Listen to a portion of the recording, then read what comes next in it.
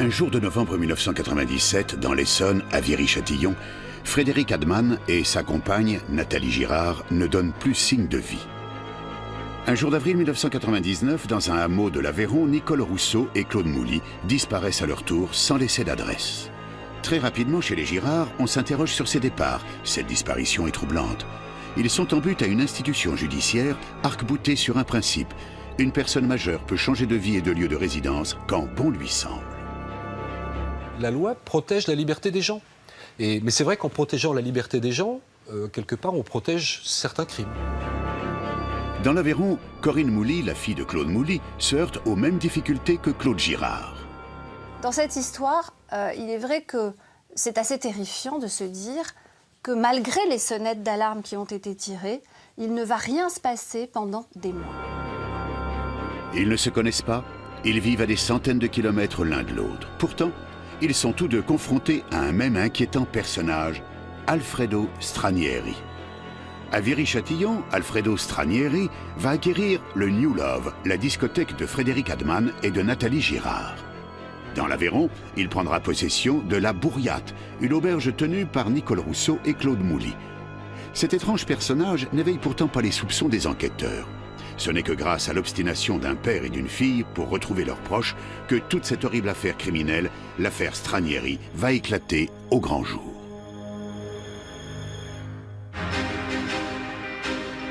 Tout commence en octobre 1997.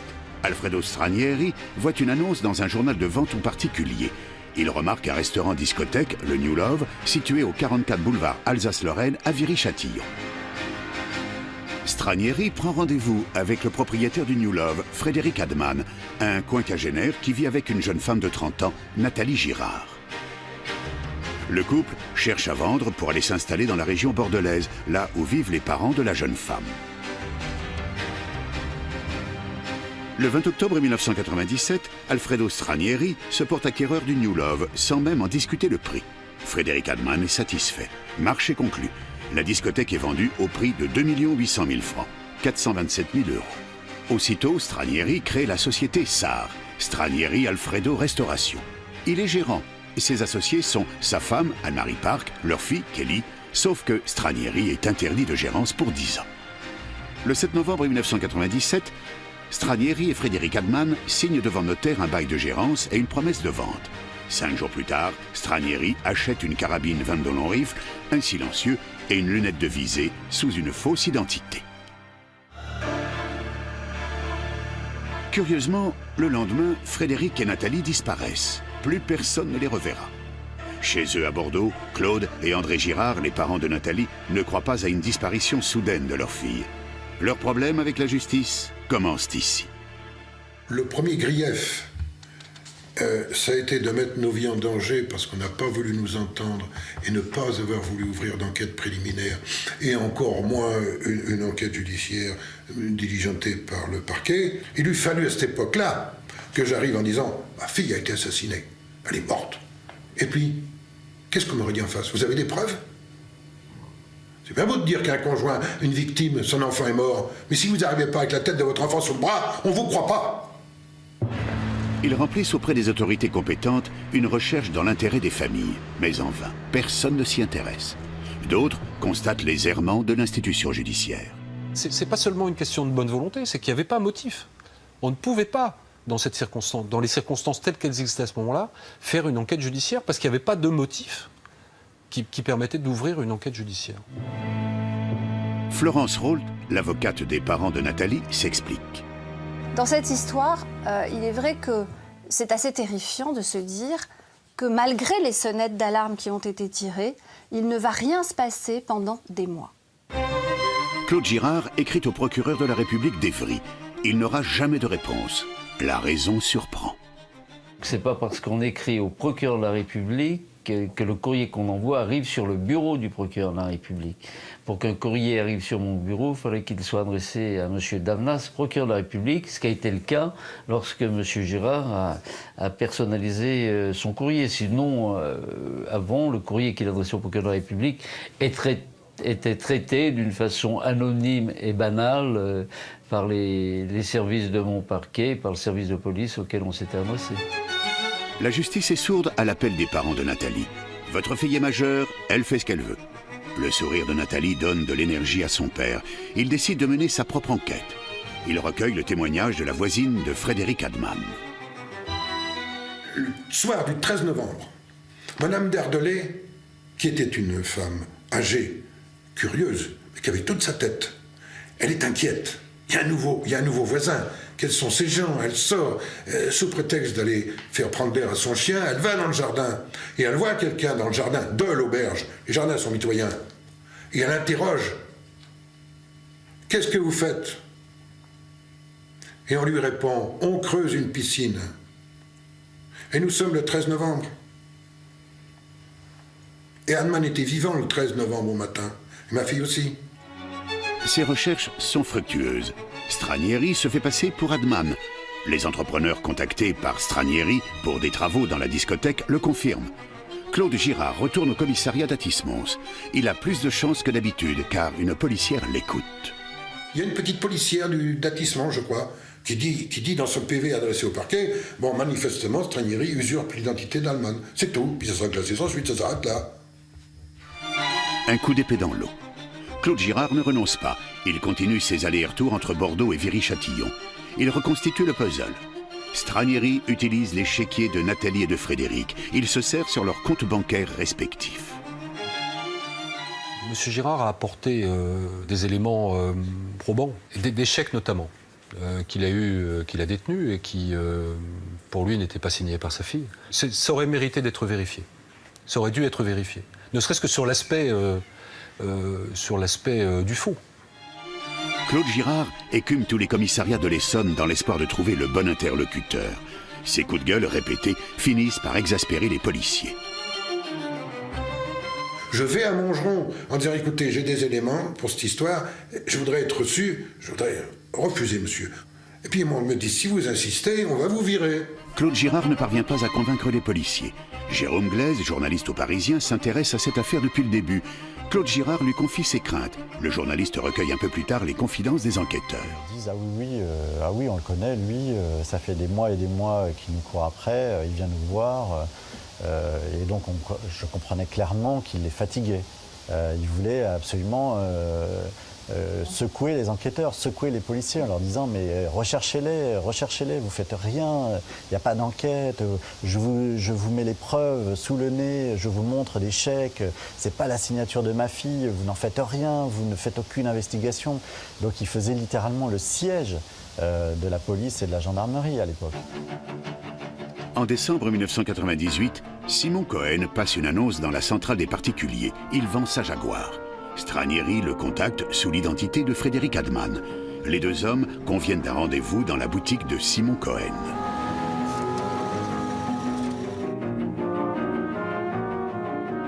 Il vient à la boutique un samedi après-midi. Simon Cohen, j'allais dire naïvement, mais normalement, lui montre le véhicule, lui en donne le prix. Stranieri, et c'est un des pièges psychologiques, ne discute pas le prix, il dit « cette voiture me plaît, je l'achète au prix que vous en voulez ». Simon Cohen ne veut pas de mauvaise surprise, il exige une garantie. Stranieri sort un chéquier qui est le chéquier de la personne qui a tué Frédéric Adman et veut faire l'opération immédiate. Et le réflexe de Simon Cohen, puisque c'est un commerçant, est de lui répondre « Mais écoutez, pouvez-vous m'apporter un chèque de banque ?» Et on fait l'opération immédiatement. Début janvier, les deux hommes se retrouvent à la station-service de Pont d'Orly. Stranieri prétexte un retard de son banquier pour demander à Simon Cohen de le suivre au New Love. Sans méfiance, Simon accepte. Arrivé au New Love, Simon Cohen s'impatiente poliment en ne voyant pas le banquier. Stranieri l'invite à visiter la discothèque qui se situe au sous-sol.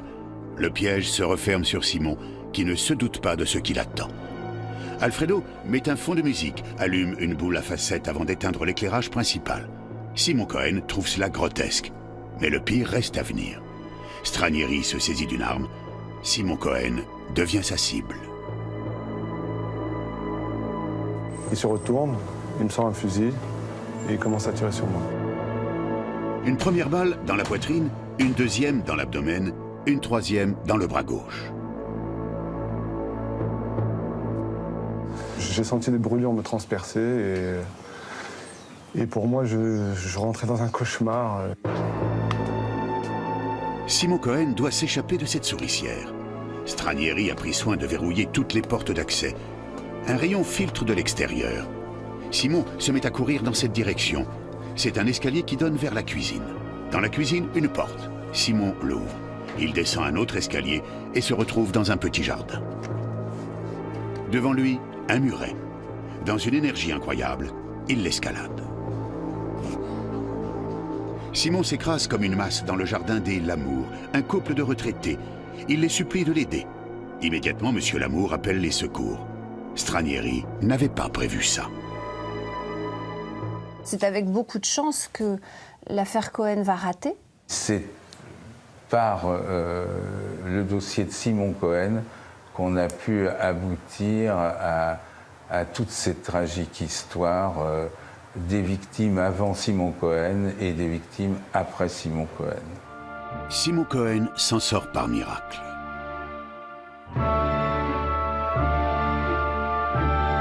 Alfredo Stranieri prend la fuite. Sur place, il laisse une pièce à conviction, la 22 long rifle. Une information judiciaire est ouverte pour élucider la tentative d'homicide dont a été victime Simon Cohen. Simon Cohen survivant, Alfredo Stranieri doit se faire oublier. Il effectue des réparations sur sa voiture qu'il paye avec un chèque au nom de Hadman. Sa cavale commence. Au nez et à la barbe des policiers, Stranieri donne rendez-vous à sa femme sur un parking. Elle lui apporte des vêtements et de l'argent retiré avec la carte de crédit de Nathalie Girard.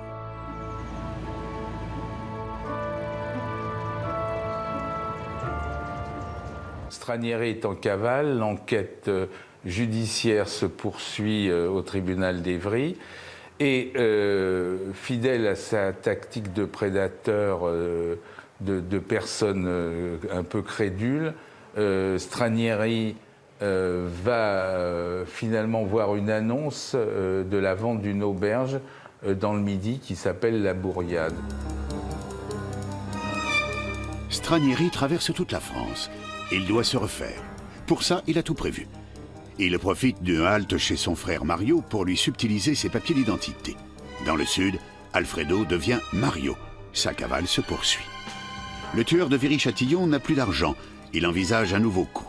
Et comme d'habitude, il parcourt les petites annonces des particuliers.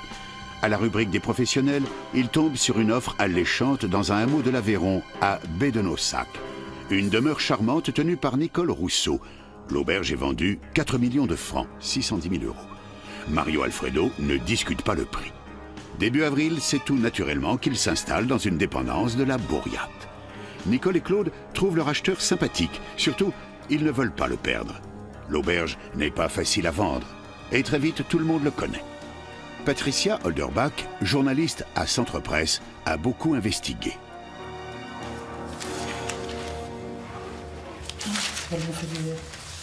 Stranieri s'est promené au grand jour pendant plusieurs jours aux côtés de Nicole Rousseau et de Claude Mouly. Il a été présenté officiellement comme le repreneur, présenté à tout le monde.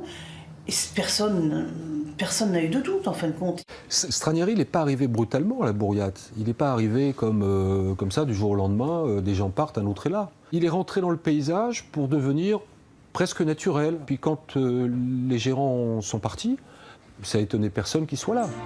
Loïc Villerbu, directeur de l'Institut de criminologie de Rennes 2, confirme l'attitude de Stranieri. Il a un art manifeste de séduire. Il a l'art manifeste de trouver les mots, les gestes, les postures, les comportements qui permettent à l'autre de se trouver rassuré. C'est un personnage qui peut être chaleureux, au moins superficiellement. Le 9 avril 1999, une promesse de vente est enregistrée chez le notaire de Cap-d'Enac.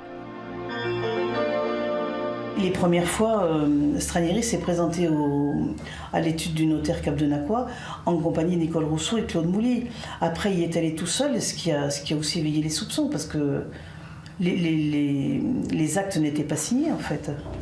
À l'issue de la signature, Stranieri prétend avoir remis en main propre à Nicole Rousseau un chèque de 200 000 francs. Et ce chèque ne sera pas retrouvé.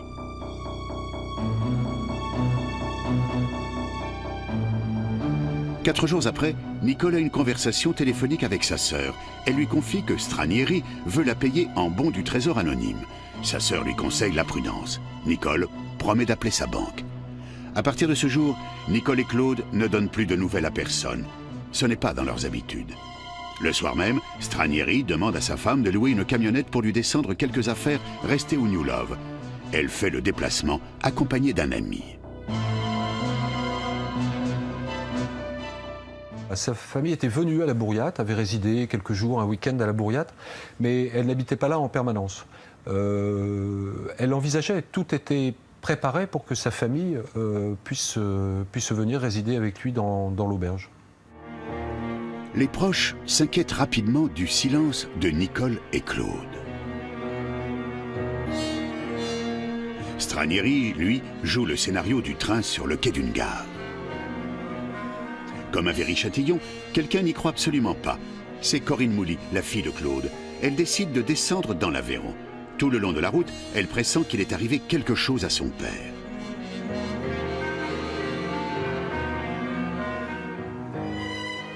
Corinne Mouly a perdu son père, qui a lui aussi mystérieusement disparu du jour au lendemain. Et elle le recherche. De la même manière, il disparaît sans donner de nouvelles, alors qu'il est très proche de sa fille, que l'un et l'autre ne font qu'un, qu'ils se donnent des nouvelles tout le temps, qu'ils font tout ensemble, que ni l'un ni l'autre ne va prendre une décision sans avertir qui son père, qui sa fille. Et du jour au lendemain, tout s'arrête sur le quai d'une gare. Il a soi-disant pris un train et il n'est nulle part et il ne reviendra pas. Corinne s'aperçoit que son père est parti sans son traitement médical journalier indispensable. Corinne Mouly, effectivement, elle fait partie des gens qui ont fait naître ce sentiment qu'il s'était passé quelque chose d'anormal. Corinne raconte la disparition de son père et de sa compagne. Elle cite le nom de Stranieri. Aucune réaction des policiers qui restent indifférents à ce dernier détail. Pourtant, Stranieri est recherché comme témoin dans la tentative d'homicide de Viry-Châtillon.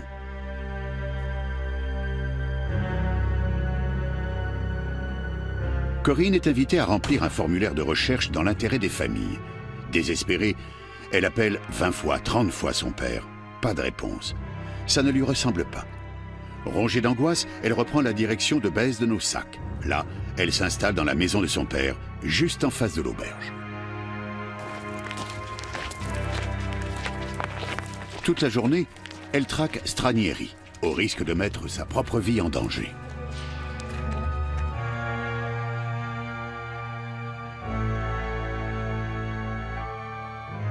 Elle a cherché son père absolument partout, y compris en allant dans un centre d'équarrissage de la région, en escaladant les tas de carcasses animales, en espérant y trouver la trace de son père. Est-ce que vous imaginez un petit peu l'état d'esprit dans lequel elle est à ce moment-là? Elle tape à la porte de la Bourriate et elle pose des questions. Elle tente de piéger Stranieri. Le face-à-face est terrible. Nullement déstabilisé, Stranieri ment de manière éhontée. Alfredo Stranieri sait très bien dire à ses interlocuteurs ce qu'ils ont envie d'entendre. Et donc il leur explique qu'ils sont partis probablement refaire leur vie, pourquoi pas en Afrique du Nord ou ailleurs. Voilà. Donc c'est vrai que dans un premier temps, les enquêteurs ne déclenchent pas, on va dire, des recherches extraordinaires. Il pense toujours par scénario, et que son mode opératoire, c'est toujours du scénario. Ce qui ne veut pas dire qu'il y a un calcul fin et très précis du scénario, mais il pense toujours dans cette capacité qu'il a à mettre l'autre à une place particulière. Il lui donne un rôle dans un scénario. Et le rôle dans un scénario qu'il lui donne, ben, c'est le rôle que l'autre attend. Hein, et de cette manière, il peut pousser le bouchon toujours un peu plus loin. À la fin du mois de mai, le notaire de Capdenac s'inquiète à son tour. Nicole ne s'est pas présentée pour la signature définitive de l'acte de vente. Pendant ce temps, Stranieri manigance une vente sous seing privé en toute légalité. En juin, il est officiellement le propriétaire de la Bourriate. Après plusieurs semaines, Corinne Mouly finit par intriguer les gendarmes, surtout quand elle leur apprend que le dénommé Mario s'appellerait en fait Alfredo Stranieri. Le 7 juillet 1999, les gendarmes décident de vérifier l'identité de Stranieri. On décide de convoquer Stranieri à la brigade locale, à la brigade de gendarmerie locale, pour faire une vérification d'identité. C'est une procédure, on a 6 heures en fait pour établir l'identité de la personne, en tout cas prouver que ce qu'elle présente comme document d'identité est faux, ou en tout cas ne correspond pas à elle. Et là, on comprend alors que celui qui se fait appeler Mario Stranieri, en fait, est Alfredo Stranieri. Alors on n'en a pas la preuve parce que Stranieri, dans l'Aveyron, a exhibé une carte d'identité au nom de Mario, qui colle, qui va bien, même âge, la photo à peu près ressemblante, etc. En attendant d'avoir l'information sur l'identité de Stranieri, les gendarmes l'interrogent sur la disparition du couple d'aubergistes. C'est là que l'enquête démarre et qu'on cherche à savoir si celui qui se présente comme étant Mario Stranieri, issu de Marseille, n'est pas Alfredo Stranieri, qui avait déjà tenu une discothèque avec des gérants précédents qui ont disparu brutalement. La fausse identité est établie. Alfredo Stranieri est placé en garde à vue. Il s'avère que ce n'est pas Mario Stranieri, c'est Alfredo Stranieri. Et quand on passe Alfredo Stranieri au fichier de la police, on trouve qu'il était impliqué dans une fusillade dans son établissement à Viry-Châtillon. Jérôme Glaise, le journaliste du Parisien, a vent de l'information. Il en profite pour orienter les gendarmes sur l'étrange affaire des disparus de Viry-Châtillon, qui présente des coïncidences avec celle de la Bourriate. Ce en quoi mon rôle a consisté, ça a été de signaler très tôt aux gendarmes de l'Aveyron qu'il y avait une autre affaire de disparition inquiétante en région parisienne, ce qu'ils ne savaient pas. C'est en ça que ça a permis d'accélérer un peu le mouvement. Et du coup, j'ai appris aux gendarmes de l'Aveyron beaucoup de choses sur ce qui s'était passé en région parisienne, des choses qu'ils ne savaient pas, qu'ils auraient fini par apprendre en poursuivant leur enquête. Mais le temps de l'enquête judiciaire est plus long que le temps de l'enquête journalistique, évidemment. On cherche à en savoir un petit peu plus sur d'autres domaines. Il montre l'acte d'achat de la Bourriate, etc. Il se trouve qu'on peut comparer les signatures des vendeurs avec d'autres documents et que les signatures ne correspondent pas. La garde à vue est prolongée. François-Xavier Berger, avocat du barreau de Rodez, va assurer la défense de Stranieri. Cette affaire est arrivée tout à fait par hasard puisque j'ai assuré une permanence pénale et on m'a demandé d'aller assister une personne qui était placée en garde à vue dans les locaux de la brigade de gendarmerie de Cap-de-Nac. Et là, on m'a présenté donc une personne qui s'appelait à l'époque donc Mario Stranieri et qui était soupçonné d'avoir commis des escroqueries. Face aux questions des enquêteurs sur la disparition de Nicole Rousseau et de Claude Mouly, Stranieri n'en démord pas. Le 12 avril 1999, il les a déposés à la gare. Quand les gendarmes posaient la question à Alfredo Stranieri, ils disaient mais ils sont partis. Je les ai emmenés à la gare de Figeac. Une autre fois c'était ah mais non je les ai emmenés à la gare de Brive. Et la troisième fois c'était à la gare de Cap-de-Nac. Après ils étaient partis en cure. Après ils avaient le sida. C'est étrange toutes ces disparitions sur le passage de Stranieri. Voilà 20 mois que Claude Girard remue ciel et terre sans réaction. C'est vrai que Claude Girard, tout comme Corinne Mouly, se battent un peu contre des moulins à vent hein, quand ils s'aperçoivent que leur proche a disparu et qu'ils ne comprennent pas et qu'ils ont intimement perçu qu'il se passait quelque chose d'anormal puisque effectivement on a un père très lié à sa fille, on a une fille très liée à son père et des deux côtés il n'y a jamais de blanc. Il n'y a jamais de silence, il n'y a jamais de temps mort. Donc forcément, cette disparition est suspecte. Sommé de répondre aux gendarmes, Stranieri s'impatiente. Stranieri, il est extrêmement arrogant. Qu'est-ce que c'est? Des gendarmes de province qui viennent m'inquiéter à moi, qui est mon passé, qui investit pour faire vivre une région, etc. Donc il a un culot phénoménal, et puis assez méprisant à l'égard de l'autorité publique, de l'autorité des gendarmes. Les investigations sur les conditions de la vente de la Bourriate avancent. Une chose est sûre, c'est que Stranieri, il n'avait pas l'argent pour acheter cette auberge. Donc forcément, il devait faire un faux. C'est donc qu'il pensait évidemment se débarrasser des anciens gérants après que la vente soit réalisée. Dans la nuit du 18 juillet, à Bordeaux, Claude Girard, qui suit pas à pas l'avancée de l'enquête sur Stranieri, a un flash. Et je sais où ils sont. Parce que l'année précédente, à force de planquer, de chercher, de gratter, de regarder la nuit, le jour, j'avais remarqué une bâche dans le jardin, en jardinet. Une bâche sur le sol, à plat, avec des cailloux tout autour. C'est pas normal. C'est un détail. Un détail essentiel. Et quelques temps après, j'avais vu du gazon. Alors imaginez un carré de gazon de 3 mètres de côté dans un jardin à l'abandon, plein d'herbes folles. Ça colle pas. Jusqu'au lever du jour, Claude voit les heures défiler sur la pendule. À 7 h du matin, il appelle le journaliste du Parisien. Dans le taxi, mon téléphone portable sonne au moment où j'arrive à Orly. Et c'est le père de Nathalie Girard que j'ai au bout du fil, que j'avais pratiquement tous les jours, plusieurs fois par jour, depuis plusieurs jours. Et il me dit, je sais au mètre près où se trouve le corps de ma fille et celui de Frédéric Hellman. Et il faut que vous mettiez en contact avec les enquêteurs.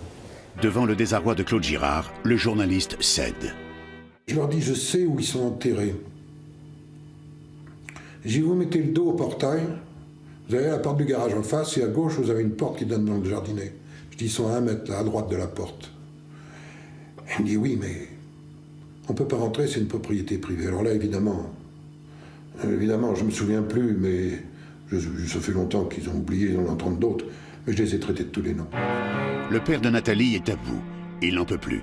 Il menace de faire le sale boulot lui-même. Si vous ne venez pas les chercher, j'y vais moi-même. Je suis chez moi, dans le sud-ouest de la France. Je prends ma voiture, je monte sur Viry-Châtillon. Dans mon coffre, j'ai une pelle et une pioche.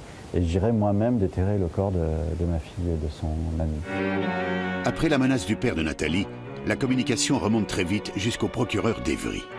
Le procureur de la République de l'époque, qui s'appelait Laurent Davenas, a eu peur, et ça je l'ai appris par la suite, que le père de Nathalie Girard, effectivement, fasse ses recherches en compagnie de journalistes qui plus est. Il pensait que les journalistes étant au courant de ça, ils allaient venir filmer les opérations dans le jardin de l'auberge, de la boîte de nuit de Viry-Châtillon. Voilà pourquoi le procureur a trouvé cet artifice juridique, puisqu'il n'y avait absolument aucune raison juridiquement a priori d'aller fouiller dans ce jardin, d'une perquisition dans le cadre de l'enquête sur la tentative de meurtre de M. Cohen dans le sous-sol de la boîte de nuit. La version du procureur est loin d'être celle du père de Nathalie Girard, qui affirme n'avoir jamais rencontré Laurent Davenas avant la découverte des corps. Je rencontre ce monsieur très remonté, on pouvait le comprendre. Je trouvais qu'il avait des accents de sincérité, donc je décide de m'intéresser à lui, à ce qu'il me racontait. J'appelle le directeur de la police judiciaire de Versailles, je lui fais part de l'entretien que j'ai eu avec M. Girard et je lui dis, tiens, j'ai envie que nous allions ensemble voir ce qui se passe dans cette discothèque et notamment fouiller le jardin. Dès l'annonce de l'interpellation de Stranieri début juillet, Claude Girard va à la rencontre de Corinne Mouly. Dès qu'il a eu connaissance de l'arrestation de Stranieri par mon intermédiaire, Claude Girard est donc allé dans l'Aveyron. Il a rencontré les familles des disparus de l'Aveyron. Ils ont comparé pendant une nuit entière leurs récits. Ils se sont rendus compte que Alfredo Stranieri leur racontait le même bobard quasiment mot pour mot. Puis il a fallu d'une certaine manière aussi qu'ils s'allient tous les deux, qu'ils finissent par se rencontrer, qu'ils finissent par échanger et qu'ils fassent presque le travail des enquêteurs. Et donc ils ont compris évidemment que la situation était très grave. Et à ce moment-là, ils ont compris, toutes ces familles ont compris qu'ils ne reverraient plus leurs proches. C'est le 19 juillet que Stranieri est transporté par les gendarmes sur le site de la Bourriade pour tenter de trouver des indices. Pourquoi pas les corps de Nicole et de Claude? La gendarmerie déploie les grands moyens, hélicoptères, chiens, une cinquantaine de gendarmes et des techniciens de l'IRCGN, l'Institut de recherche criminelle de la gendarmerie nationale. Et on cherche, on sonde, on fait venir des chiens, on fait, etc. C'est un petit peu difficile et après pratiquement 2 jours d'investigation, on n'a toujours pas trouvé ce que nous cherchions. Et puis on n'a pas trouvé de preuves non plus d'actes de violence commis contre les anciens propriétaires de la Bourriate. Tout s'emballe. À vive allure, Claude Girard roule vers Viry-Châtillon. Il ne décolère pas.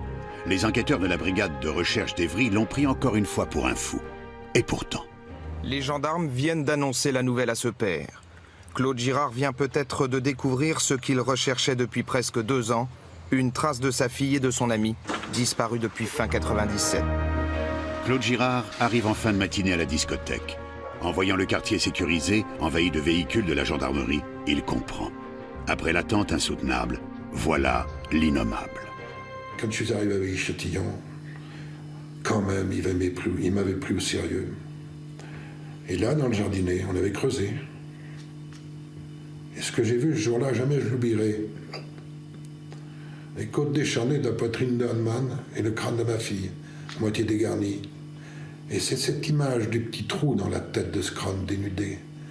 Ça pouvait pas être ma fille, ça pouvait pas être la belle fille blonde de 30 ans.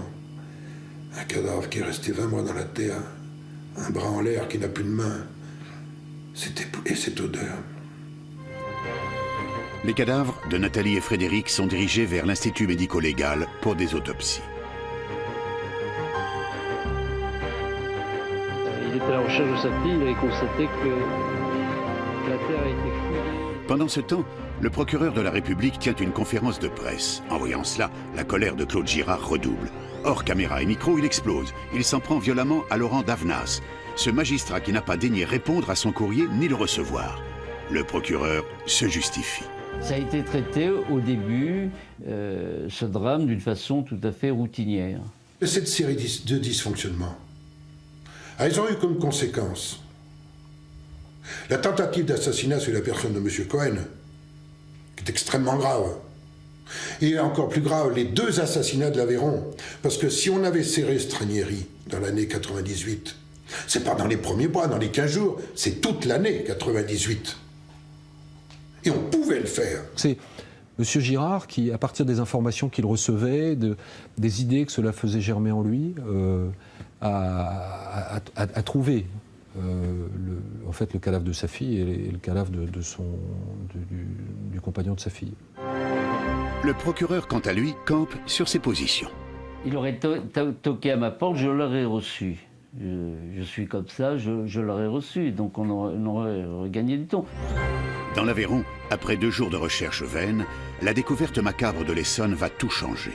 Devant cette information, Stranieri reste toujours impassible. Et le lendemain, on commence des investigations également avec un engin de chantier, mais sans aller chercher, en analysant le terrain, c'est-à-dire en voyant où la terre avait été fraîchement. C'était presque 4 mois, mais où il y a des pousses récentes, etc. Tous les médias sont là. Les gendarmes s'agitent dans tous les sens. L'ambiance est sulfureuse. Il y avait une espèce de plate-bande devant l'auberge où il y avait des fleurs qui avaient été fraîchement plantées. Et ils ont décidé de creuser là. Et le premier coup de pelle, il y a eu un grand cri. Et c'est là qu'on a découvert les corps de Nicole Rousseau et Claude Mouly. Puis rapidement, dans l'après-midi, vers 16 ou 17 heures, en grattant avec l'appel du bulldozer, on a découvert les cadavres. Et Stranieri était présent à ce moment-là. Et c'est le seul moment de toute l'enquête où je l'ai vu frémir. Je ne sais pas ce qui l'a fait frémir, si c'est lui-même et sa propre faute, ou si c'est le fait de voir des cadavres, cette odeur, ces cadavres, etc. Là. Et là, il y a eu... j'ai perçu une émotion dans le regard de Stranieri. Je ne sais pas à quoi elle était due, mais j'ai perçu une émotion. Alors que depuis le début, c'était un homme complètement froid, absolument aucun sentiment n'apparaissait sur son visage. Là, une émotion. L'avocat de Stranieri, supposé défendre un escroc, assiste à la scène. Le silence qui a tenu, on ne peut pas déduire de ce silence une quelconque participation de M. Stranieri aux faits qui lui sont reprochés. À ce moment-là, j'ignorais tout de l'ampleur future de ce dossier. Aussitôt, Stranieri est emmené. Il va falloir qu'il s'explique. Il nie tout en bloc. Les meurtres de Viry-Châtillon et ceux de l'Aveyron. Il aura des explications à donner puisqu'il était, il est une des dernières personnes à avoir vu ces personnes. Stranieri est conduit au parquet de Rodez où il doit rencontrer un juge d'instruction. Il déclare à son avocat sa vérité. Je n'ai rien à voir avec la présence de ces corps dans le jardin de mon établissement. Je suis désolé pour ces victimes, mais ce n'est pas moi qui les ai tués. Corinne Mouly a assisté à toutes les investigations. Elle est plongée dans un état de torpeur. Elle, qui n'a jamais cru au départ de son père. Dans cette affaire, quand vous savez que Corinne, cherchant son père, est allée gratter la terre avec ses ongles parce qu'elle voulait savoir s'il était enterré à cet endroit de la Bourriate, c'est quand même une scène hallucinante. Corinne Mouly ne pensait pas être si près de la sordide réalité. Claude Girard et Corinne Mouly avaient vu juste. Le départ de leurs proches n'était pas volontaire. Le temps de la justice a sonné. La machine judiciaire se met enfin à fonctionner. Stranieri est inculpé pour assassinat, tentative d'assassinat, escroquerie et recel d'escroquerie, détention d'une arme de 4e catégorie, d'obtention indue de documents administratifs, émission de chèques bancaires malgré une interdiction bancaire. L'enquête et instruction vont durer plus de 2 ans. L'affaire Stranieri, c'est plus de 50 kilos de dossiers répartis en 18 volumes. Stranieri aura usé 4 juges d'instruction sans avouer. Pendant toutes les années d'instruction, à chaque interrogatoire, le juge d'instruction, que ce soit le juge d'instruction de Rodez ou le juge d'instruction d'Evry, nous avions toujours la même question qui était posée. C'était « Monsieur Stranieri, avez-vous tué Nicole Rousseau? Avez-vous tué Claude Mouly? Avez-vous tué M. Adman?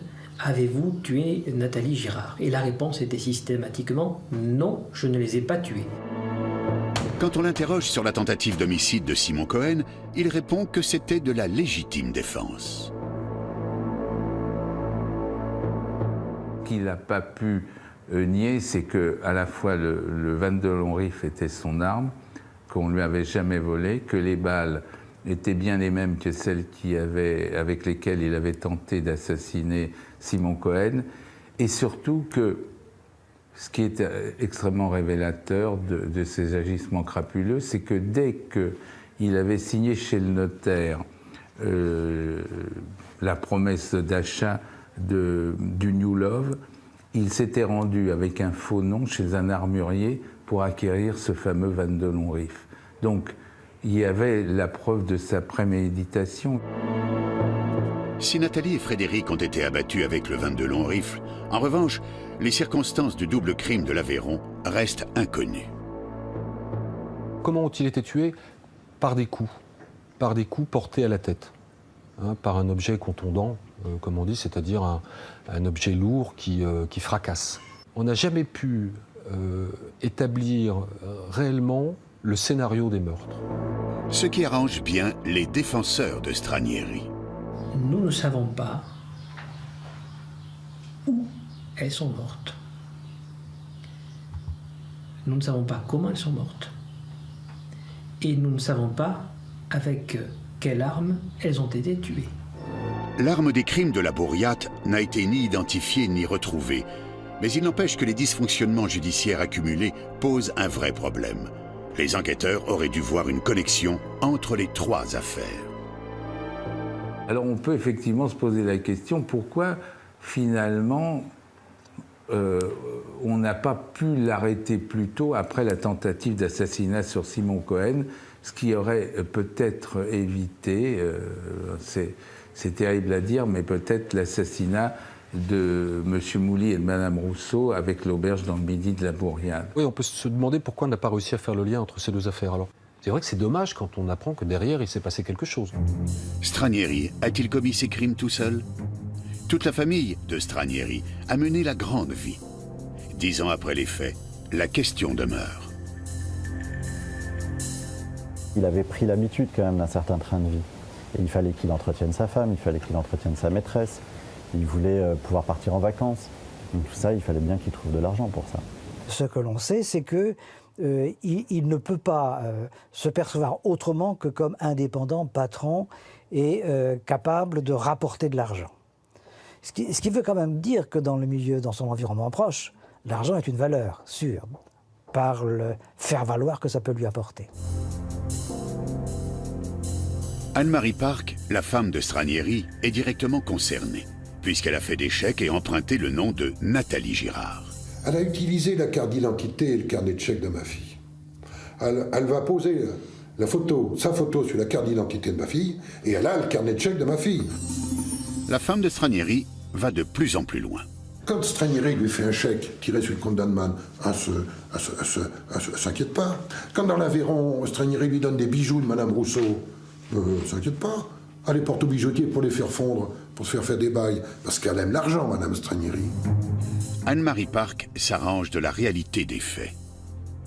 Si elle ne savait pas qu'il tuait ses victimes, au minimum, elle savait qu'il les dépouillait. Il faut quand même avoir un sacré tempérament pour être capable d'utiliser les affaires des autres, l'échiquier encore, mais porter les vêtements, utiliser un sac, finalement utiliser des objets très personnels ayant appartenu à des gens dont on ne sait pas ce qu'ils sont devenus. Et bien tout ça, ça ne l'a pas gêné un seul instant. On peut se poser la question, à qui profite le crime ? L'environnement, le quotidien, familier, est aussi à voir et à comprendre comme un pouce au crime. Mais pas forcément un pouce au crime au sens de je pose un acte délictuel, mais un pouce au crime au sens où ce que j'attends de toi, c'est que tu réalises ce que je veux. Quand un environnement ne dit rien, il ne fait pas obstacle et continue à engranger les bénéfices de la situation. Les enquêteurs n'ont pas cru à la naïveté de la femme de Stranieri. Quelque part, on se dit qu'elle ne pouvait pas ne pas avoir compris, à défaut de savoir, ne pas avoir compris que son mari avait commis des crimes et se trouvait brutalement propriétaire alors qu'elle savait qu'il n'avait pas d'argent, qu'il avait... c'était impossible, quoi. Ou alors, elle ne réfléchit pas et elle prend les choses en les avalant sans aucun esprit de contrôle, sans aucune interrogation. Anne-Marie Park a fait 15 mois de préventive à Fleury-Mérogis pour complicité d'assassinat. Ne reste que des poursuites pour escroquerie. Elle est renvoyée devant le tribunal correctionnel et en février 2003, c'est en qualité de témoin qu'elle comparaît à la cour d'assises d'Évry. Alfredo Stranieri comparaît devant la cour d'assises. Le procès va durer 10 jours et il est seul dans le prétoire. Les Stranieri ont divorcé. L'ex-épouse de Stranieri n'est pas à ses côtés dans le box, quoi. Certains se poseront souvent la question pendant le procès, pourquoi elle n'est pas à ses côtés? Parce qu'elle l'a aidé quand même. L'ex-épouse de Stranieri, j'en garde un souvenir très précis parce que cette femme est venue déposer aux assises avec, en tout cas c'est ce que j'en ai pensé, avec un toupet, un culot monstre. Non, je ne savais rien quand elle avait falsifié des chèques, quand elle allait jusqu'à apposer sa photo à la place, quand elle allait mettre sa signature sur des papiers qu'elle savait qu'ils avaient été volés. L'attitude de Anne-Marie Park laisse perplexe. Pendant le procès aux assises, on voit la femme d'Alfredo Stranieri qui vient témoigner. Et en fait, elle manifeste une espèce de détachement. À l'époque, elle est déjà séparée d'Alfredo Stranieri, elle a fait une procédure de divorce. Et en clair, elle dit non, moi j'étais au courant de rien, je me suis douté de rien, j'ai rien remarqué, non. La femme de Stranieri prétend mal connaître son mari. On voit arriver à l'audience une femme totalement froide, totalement murée, dans ce sentiment qu'elle n'est responsable de rien. Difficile de la croire puisqu'on sait par le témoignage d'une voisine que le soir du double meurtre du New Love, toute la famille Stranieri avait fait la fête. Toute la soirée, n'est-ce pas? On explique à tout le monde et on fait la fête. On fait la fête. Il les a tués en fin de matinée et début d'après-midi. Il les a enterrés dans la soirée et le soir on sable le champagne. Avec toujours avec son épouse et sa fille. On pique-nique dans le jardin, on pique-nique où ils sont enterrés, on saucissonne sur les tombes. Elle ne sait pas, elle se rend compte de rien. Pour Corinne, la fille de Claude Mouly, et pour les parents de Nathalie, le mépris d'Anne-Marie Park est intolérable. Finalement, ils s'aperçoivent que Stranieri, il n'était pas si mal marié que ça, parce qu'il était avec une épouse qui lui ressemblait un peu. Face aux questions précises de la Cour, elle les récuse. Alors on lui demande, les avocats des parties civiles, le président, le procureur, tout le monde lui demande, mais cet argent que vous aviez alors que votre mari n'avait quasiment pas de travail, pas d'occupation, la boîte de nuit de Viry-Châtillon par exemple marchait très mal, mais d'où est-ce qu'il sortait cet argent quand vous partiez en vacances, il payait avec une carte bancaire, ça vous intriguait pas? Ah non, non, non, non, il avait sa vie par ailleurs, il faisait ses affaires, pas toujours très honnête, mais enfin bon, voilà, il ramenait des sous à la maison et c'était l'essentiel, voilà. Les réponses d'Anne-Marie Park n'auront convaincu personne. Quant à lui, Stranieri ne laisse pas sa place vide. Devant la cour d'assises, il a la même insolence que durant l'enquête. C'était une atmosphère un peu surréaliste parce que, en fin de compte, avec le recul, on se rend compte que c'était le procès d'Alfredo Stranieri. Il jouait son rôle. Il a voulu garder son rôle, son premier rôle jusqu'au bout. Et il a tout fait pour que ce soit toujours lui la star. C'est avec beaucoup de légèreté qu'il parle des crimes qui lui sont reprochés. Il dit, moi je suis un escroc, je ne suis pas un assassin, mais je suis un escroc, oui, bon, il faut bien vivre. Donc il a besoin d'argent. Donc quand on est un escroc et qu'on a besoin d'argent, il faut qu'on trouve des pigeons. Et quand on a trouvé un pigeon, on le plume, voilà, c'est ça. Jusqu'à la fin, Stranieri dément. Les corps découverts dans les jardins, la tentative d'homicide contre Simon Cohen, il balaye toutes les accusations et les charges qui l'accablent. Des charges qui embarrassent ses avocats. Difficulté majeure pour la défense, c'est bien évidemment le fait que ce soit en Aveyron ou dans l'Essonne, nous avons 2 corps qui sont enterrés dans le jardin, à proximité de l'établissement. Et ça, c'est évident que c'est un élément extrêmement difficile pour la défense. Stranieri ne peut pas reconnaître ce qu'il a fait. Il ne peut pas pour une simple raison, c'est qu'il n'est pas autorisé. Il n'est pas autorisé par l'environnement, qui lui-même pourrait s'auto-détruire de reconnaître tout ça. Son sang-froid en désarme plus d'un. C'est un drôle de bonhomme, il est... Et toujours une façade, comme s'il avait un masque, se maîtrisant parfaitement, vraiment du début jusqu'à la fin.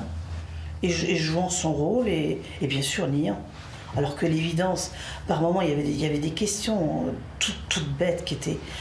La réponse était d'une évidence, mais lui, il disait le contraire, mais c'en était grotesque. Stranieri est un bloc de glace. Il a ce côté affable, ce côté calabrais, qui a si bien fait illusion quand il racontait des mensonges aux proches des disparus.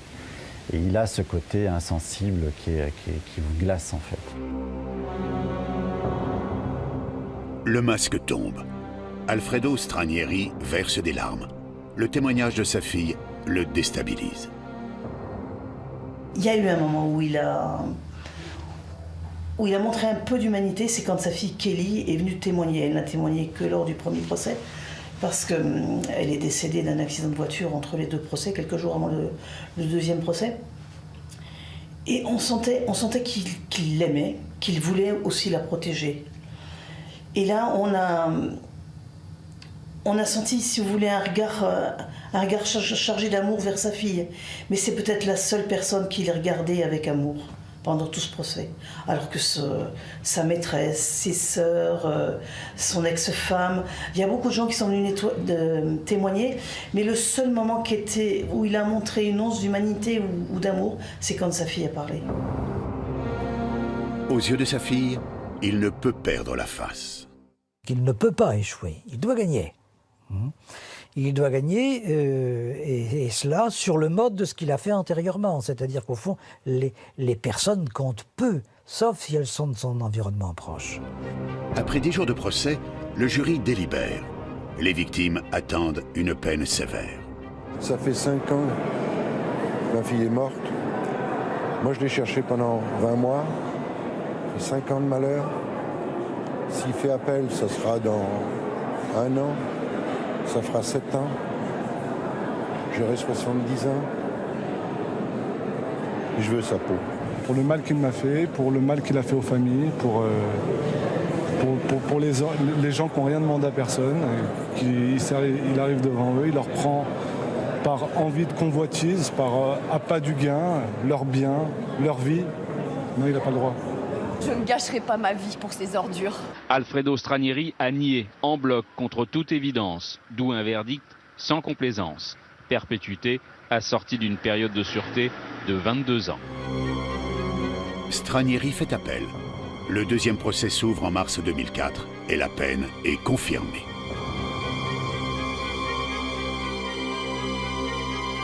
Comment Alfredo Stranieri, vulgaire escroc, devient-il un assassin?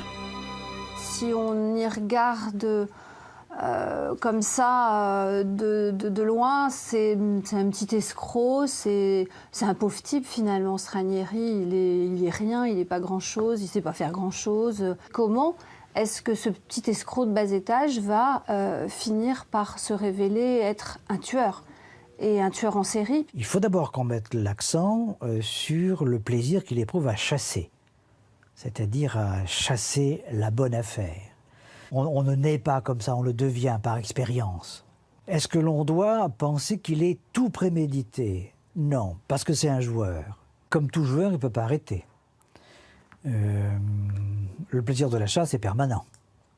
Le plaisir de s'approprier le bien, donc en prenant l'identité de l'autre, est permanent. Donc ça ne peut pas s'arrêter. Le jeu aurait-il pu continuer encore longtemps?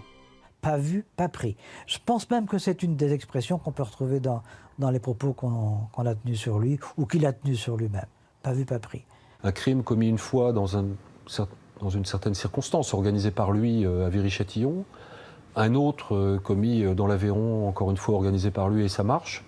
Je crois que s'il s'était ennuyé à la Bourriate, ou si pour une raison quelconque il avait dû quitter la Bourriate, pourquoi pas recommencer ailleurs? C'est ça l'impunité. L'impunité, c'est ça marche, on continue. Ça fait froid dans le dos quand on sait ce que les enquêteurs ont saisi à la Bourriate. Dans la procédure, les enquêteurs ont retrouvé plusieurs journaux d'annonces avec des annonces entourées, d'autres affaires possibles, etc. Et j'essaie d'imaginer la chance qu'ont eu les gens qui correspondaient à ces annonces de ne pas être tombés dans les griffes de Stranieri. Et là, on est vraiment... quand on pense à ça, il y a un côté loterie qui est absolument terrifiant. Alfredo Stranieri a-t-il changé après 10 ans de détention? Il n'a pas dû fondamentalement changer. Il n'y a pas de raison d'imaginer qu'il est à l'intérieur différent de ce qu'il était à l'extérieur. Claude et André Girard ont déposé une requête devant la Cour européenne des droits de l'homme pour dénoncer les dysfonctionnements de la justice française. Elle a été jugée recevable en janvier 2009. Si Claude poursuit son combat, sa femme André ne veut garder que le souvenir de leur fille. Simon Cohen est devenu croyant et pratiquant. Il estime qu'il doit sa vie sauve à Dieu. Corinne Mouly est une femme définitivement brisée. Elle ne se remet pas de la mort de son père. Anne-Marie Park s'est remariée. Quant à Alfredo Stranieri, condamné à la perpétuité, il purge sa peine de sûreté de 22 ans. En 2021, il pourra déposer une demande de libération conditionnelle.